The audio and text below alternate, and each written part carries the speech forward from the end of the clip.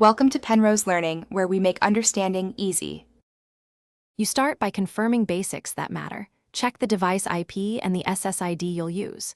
Next, power cycle the router. Turn it off for about 10 seconds, then back on, because many timeout errors clear with a fresh handshake.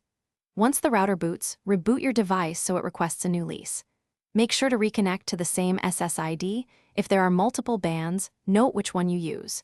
Doing these steps first narrows down causes quickly.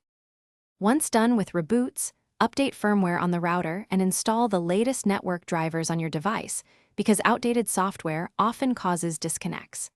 Then open router settings and extend the DHCP lease to 24 hours or longer to reduce frequent renewals. Also scan for IP conflicts and assign a static IP if needed.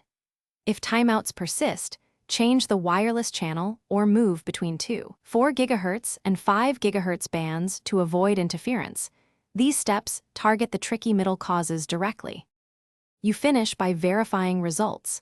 Test the connection with another device to see if the issue is localized.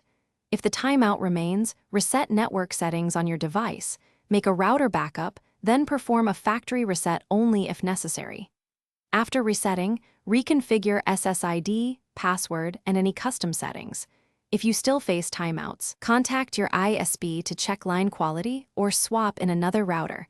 One key troubleshooting tip: rule out hardware before blaming configuration. It saves time.